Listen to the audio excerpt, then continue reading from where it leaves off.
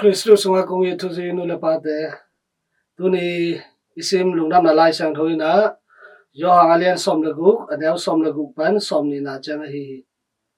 Hi sunga to pa isui kamal te hi. Atak takin kahonggen ina, no te da in nakap dingwa,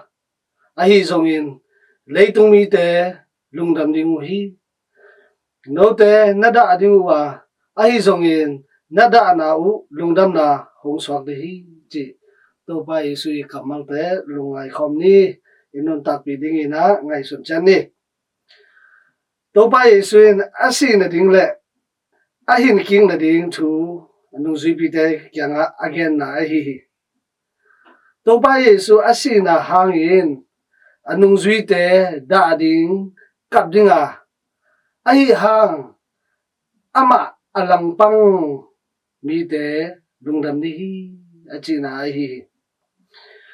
to pa yesu sina pan atho king na hangin anung zui te lungdam king ding hi achina zo ai hi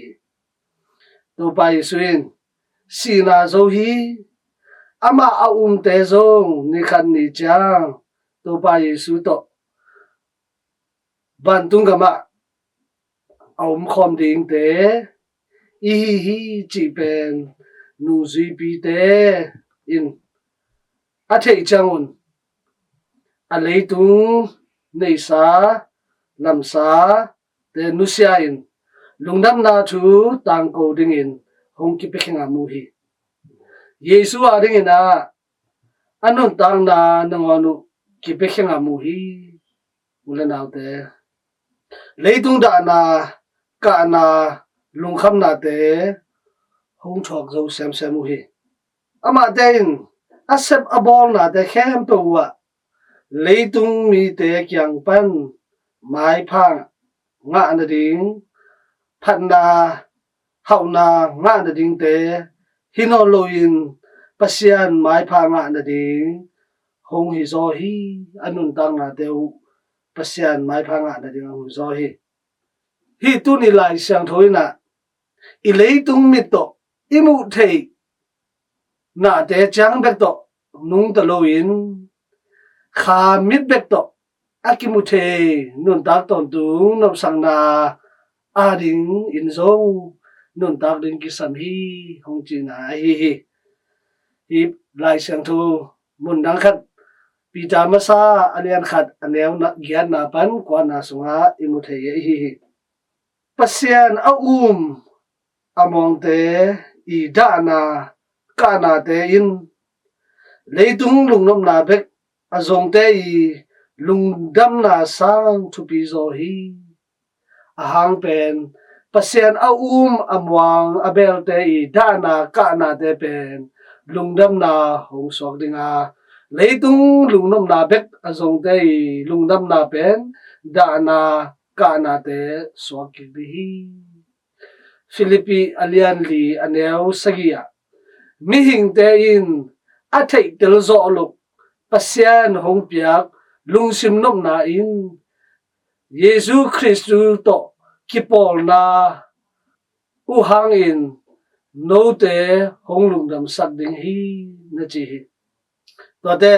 rom alian somlani anew somlani na sunga zong lam en na nei na hangun lungdamin ton tungun la lungkham na thok changun lungduain thu nangen ton tungun na chi hi ileitung da na te lungkham na te tho hangena pasian manghil lok ding to ai le ni khan ni changna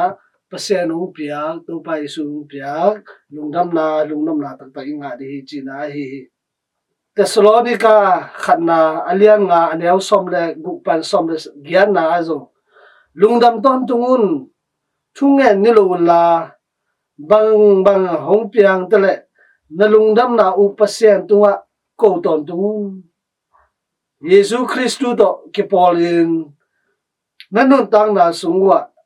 hibang sia in nom dingu pasyanin hongdei ahi tulai ei leitunga gala sate pianga nek le don te jong tom sam samin kilung kham chat hi ai songina hi ileitung lung khamna te hangina eiten pasien mangil loin pasien ma bel sam sam le hang hi leitung bek tham loina eite lame le hi ni khan ni chang ton tung nun tang dop sangna lungdam na tak tak lungnom na tak tak to pa isung piak pen jo inga di hi chi ben ki phok sa hang Philippi alian li anew li na sunga to pa sunga lungdam ton tungun ka hong chi sa ma bangin tu in zong lungdamun ka hong chi ki hi pasian ma ben ni tu ni to pa isuin nada nakana teu lungdam na hu sok di achi ma bangin ileitung nun tang na be chang to pa isu piak ding lungdam na tak tak inga ding chi phok in leitung dana kana te hangina lungkhamna te to pasien manghil lung in pasien ina to thwa zo a hileitung to pa isu na zo ma bangin eiten no izo zo na ding khatcha tunga to pa pasien chupang pita hen